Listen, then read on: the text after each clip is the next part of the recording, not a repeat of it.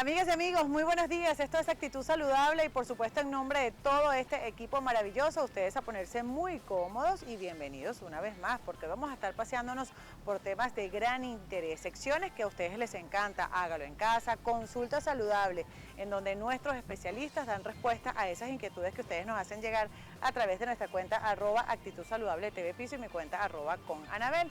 Así que pónganse muy cómodos con un cafecito, ¿verdad? Que es lo que provoca a esta hora. ¿Para qué? Para desarrollar nuestra primera entrevista. Así que comenzamos de la siguiente manera. Actitud saludable, saludable, actitud saludable. Actitud saludable, saludable, actitud saludable. Amigas y amigos, y comenzamos nuestra amena conversación junto a Alex Dávila, terapeuta ocupacional que con mucha actitud saludable llega para conversar con nosotros de temas bien interesantes, sobre todo para los padres, los representantes, recomendaciones sensoriales para nuestros hijos. Qué interesante este tema porque siempre estamos en la búsqueda de tener las mejores herramientas para nosotros poder apoyar, ¿no? Cualquier dinámica, trabajo que se esté haciendo con los niños, bien sea en lo externo, pero que en casa a veces es difícil, Alex, mantener como esa continuidad. Cuéntanos un poco y bueno, bienvenida. Muchas gracias por la invitación, Anabel. Y sí, cuando hablamos de recomendaciones sensoriales, nos referimos primero que nada a cómo los niños aprenden en el ambiente y aprenden a través de los estímulos que reciben de él, bien sea a través de la visión, de la audición, del tacto, del movimiento. Entonces, muchas veces estos niños presentan ciertas conductas cuando no logran manejar lo que sienten, cómo lo van a procesar, y los padres se sienten muy preocupados. Entonces, para poderlos apoyar justamente a los padres, a los cuidadores, buscamos darles estas estrategias en donde ellos a través de la cotidianidad, Anabel, pueden llevar a los niños a que se sientan mucho más saciados y satisfechos. Por ejemplo, un niño que quiere moverse, nosotros tendemos siempre a decirle quédate tranquilo, pero realmente lo que tenemos que hacer es saciar esta necesidad de movimiento.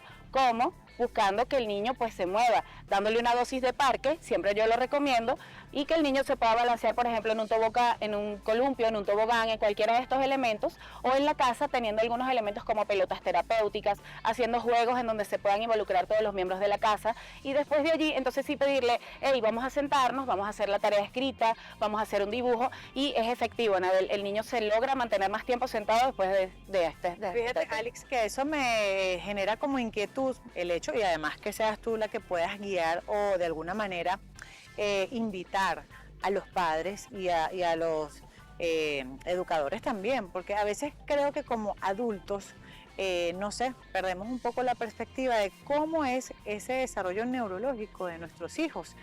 Como tú dijiste una palabra ahorita clave, siempre queremos que estén sentados, quietos, tranquilos, no hagas esto, no hagas lo otro, y a veces eso es como frustrante, ¿no? Tanto para papá o para el representante como para el niño, porque los dos están como que en esa batalla allí por cada quien atender su necesidad, el padre o el adulto, porque el niño esté tranquilo para uno estar tranquilo, pero el niño en su tema o su afán de que mira, yo necesito es moverme, yo quiero hacer esto, yo quiero hacer lo otro, quiero curiosear, pero cómo entender además cada uno de esos procesos para nosotros guiar a nuestros hijos y no caer en ese terreno de la frustración constante, que creo que esa es la lucha que a veces tenemos como padres, como cuidadores, porque queremos que el niño vaya a un terreno, pero resulta que no, en ese momento es otro terreno el que tiene que estar allí explorando. Claro, bueno, para conocer ese proceso, primero hay que respetar el proceso regular de los niños. Okay. Los niños en su proceso de desarrollo y de aprendizaje necesitan moverse y necesitan de explorar el ambiente para poder aprender, pero hay otras características que hay que tomar en cuenta y que nosotros la vamos a determinar y a definir a través de un perfil sensorial, que es el que siempre se recomienda hacer. En niños neurotípicos o neurodiversos, necesitamos saber a través de qué sistema el niño aprende mucho más o cuál es el que necesita estimular más o menos, en mayor o menor medida. Y de esta manera, aún teniendo esta información del perfil sensorial, podemos los terapeutas ocupacionales hacer una dieta sensorial, que es, al decir la palabra dieta ya nos imaginamos que tiene que ver con alimento, y en el caso del sistema nervioso el alimento es el estímulo. En cambio, en el caso del estómago, el alimento sería el nutriente, ¿no? La comida como tal. Entonces, para poder nutrir ese cerebro, necesitamos darle en dosis justa el estímulo sensorial que necesita para lograr que ese niño se sienta satisfecho. Y esto va según la edad, me imagino, ¿no? ¿Pudieses de alguna manera describir cómo es esa necesidad además sensorial que tienen los niños y las niñas según esa edad? Claro, en las primeras etapas hablamos de que el niño tiene un juego en el que es exploratorio. El niño busca a través de los sentidos aprender.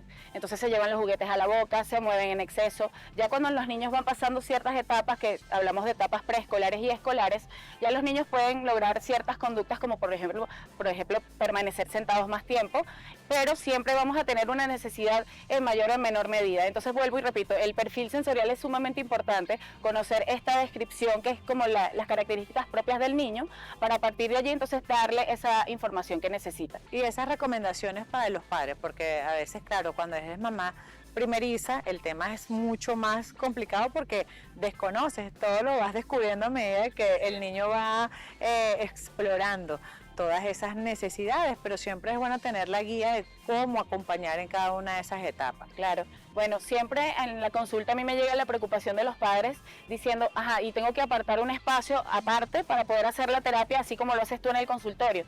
Y yo trato de que más bien esas recomendaciones las podamos llevar a la cotidianidad. Okay. Por ejemplo, mientras el niño come, yo puedo estar satisfaciendo alguna necesidad que él tiene anticipatoriamente. Si al niño le cuesta permanecer sentado mientras come, yo lo muevo, le hago alguna rutina de movimiento antes de sentarse a comer.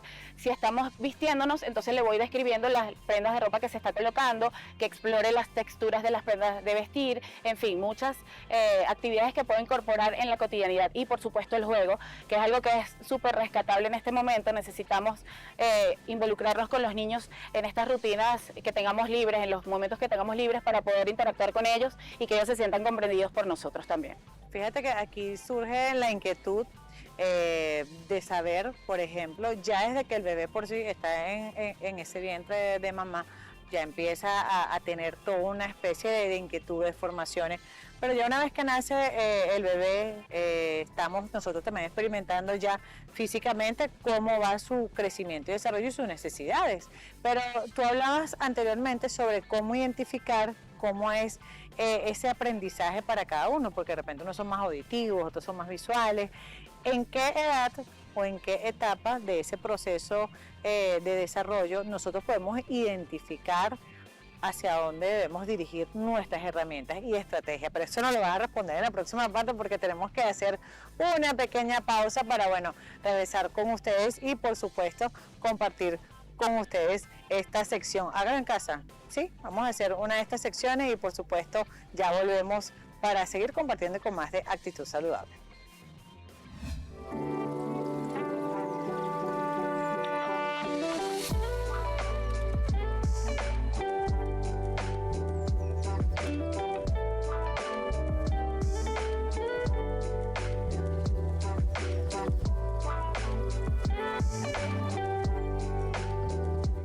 Bienvenidos a tu sección Hágalo en casa. Mi nombre es Lisette Pérez y hoy van a aprender a elaborar un desmaquillante bifásico completamente natural. Los ingredientes que vamos a utilizar son aceite de coco, agua mineral y aceite esencial de mandarina.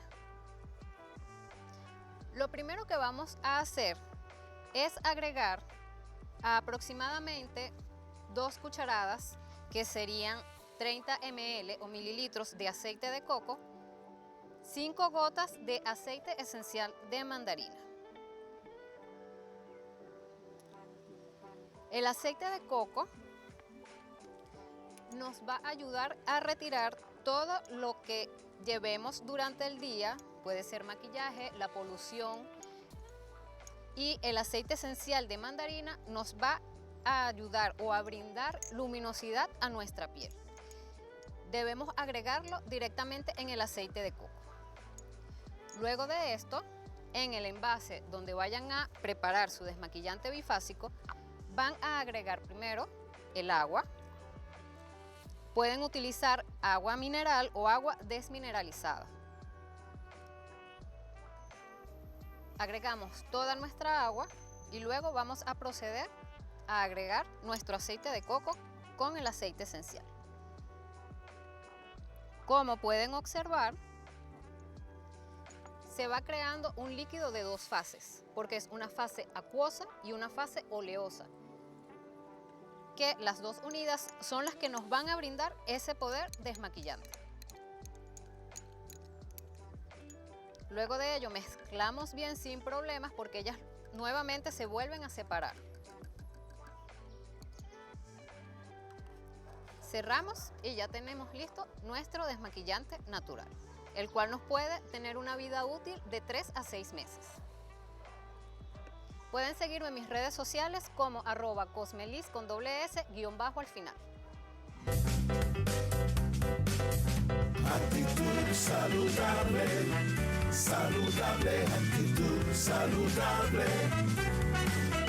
Actitud saludable, saludable, actitud saludable. Hola, hola, buenos días, un placer saludarle. Nos encontramos nuevamente en su consulta saludable. Voy a estar leyendo algunas de las preguntas que nos dejaron en nuestras redes sociales. Doctor, hace 9 meses me realizaron una miomectomía. ¿Cuánto tiempo debo de esperar para salir embarazada? La respuesta en este caso es dependiendo de la miomectomía. Existen diversas miomas, o por lo menos dentro de la clasificación de la miomatosis uterina, existen distintas formas de los miomas. En dado caso, lo recomendable es que usted espere por lo menos un año.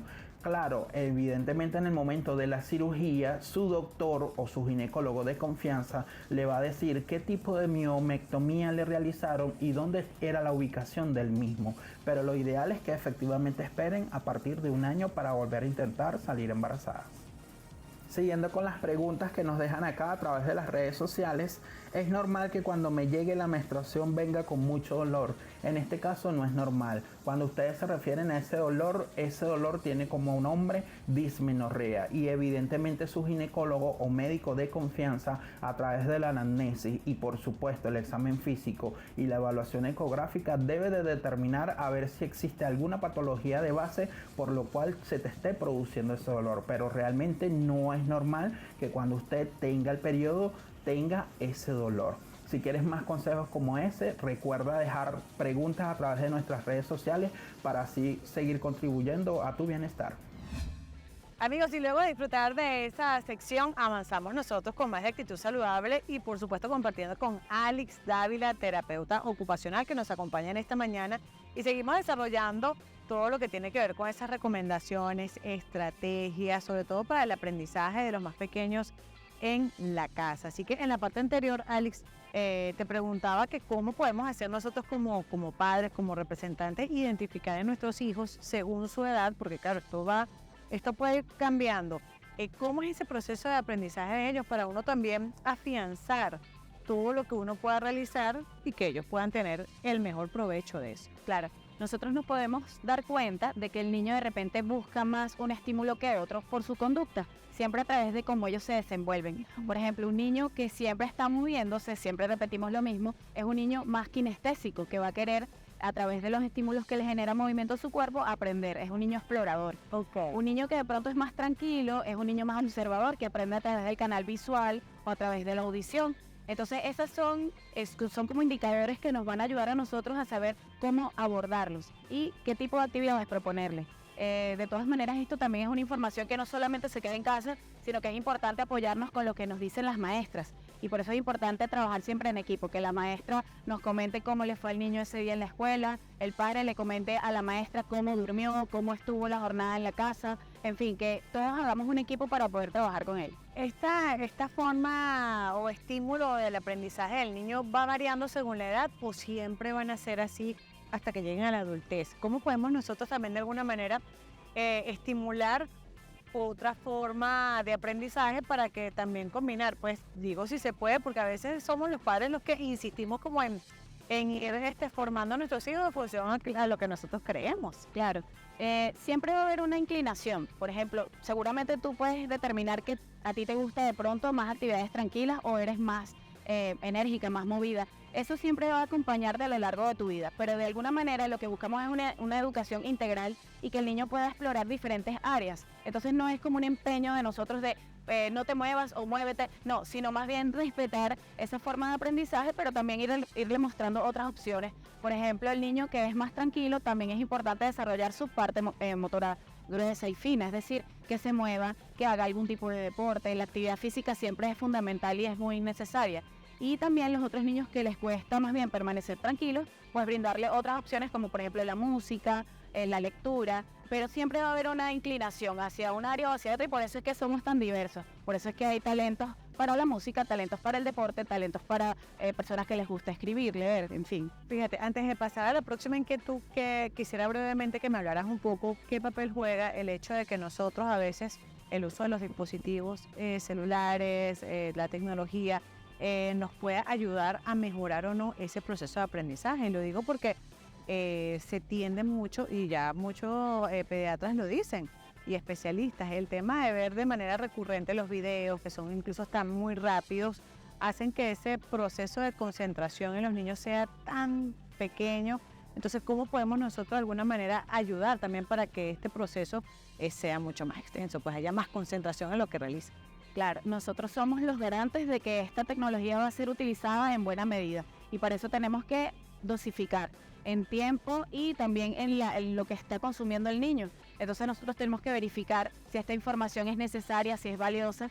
Eso que comentabas de que la atención es muy corta, eso está previamente estudiado y hasta para nosotros los adultos. Por eso es que tenemos siempre la intención de pasar el video y luego el otro y el otro y el otro. Y no solamente eso, sino que en la misma pantalla estamos viendo dos cosas al mismo tiempo. Y eso justamente con la intención de que el cerebro no pueda centrar su atención hacia un solo estímulo, sino hacia dos. Y por eso en el día a día, ¿cómo lo vemos? Estamos, no sé, haciendo una comida, pero al mismo tiempo estamos atendiendo una llamada o respondiendo. Entonces no podemos estar centrados en una sola actividad. Pues nosotros como adultos tenemos que estar con los niños acompañándolos para dosificar eso, porque a veces no lo podemos controlar, pero sí podemos controlar lo que están consumiendo. Sí, claro, uno a veces lo entiende como adulto en esta etapa porque de repente desde pequeño no sintió tanto ese estímulo de generar y cambiar, pues está tan como que dice, puedo atender 5 cosas a la vez. Pero uno lo ve a veces en los niños que uno dice, ciertamente, sí, ellos están como que trabajando mucho más y agilizando más esos procesos. ¿En qué medida esto los beneficia en ese proceso de aprendizaje o no? ¿Está bien o no? Pero ya tú mencionas que hay que saber dosificarlo en todo caso, ¿no? Pero también me gustaría saber cómo es esta estrategia de herramientas y sobre todo de recomendaciones para esos padres que tienen también al cuidado algunos niños o un hijo con algún tipo de trastorno, que también siempre eso es importante. Claro. Bueno, en mi caso yo trabajo con niños dentro del espectro autista en su mayoría y estos niños, uno de sus criterios diagnósticos para hacer el diagnóstico es que cursan con trastornos de procesamiento sensorial en casi el 98%. Entonces cuando tenemos esto como un indicador de diagnóstico tenemos que considerar a un profesional que se encargue de atender esta área, que sería en este caso el terapeuta ocupacional. Necesitamos tener el conocimiento de ese perfil sensorial y que el niño pueda tener esa dosis justa que necesita para poder entonces aprender de una mejor manera, para poder comunicarse de una mejor manera, para poder adaptarse a los cambios. Y bueno, esto lo va a ayudar en todo su proceso, aunado a todos los demás profesionales que formamos parte del equipo. Alex, tú que estás en ese constante relacionar con padres que por supuesto tienen niños bajo esta condición, ¿cuál es la debilidad que más se puede presentar? Y lo digo porque de alguna manera a veces se presenta como un tabú. Hay padres que de repente no les gusta hablar de esa situación porque son más protectores de sus hijos, pero ¿en qué hay que afianzar realmente esas estrategias de aprendizaje a los padres que de repente desconocen de estas herramientas y que mira, a veces se diluye mucho lo que se hace en la terapia y cuando llegas a casa sí se pierde?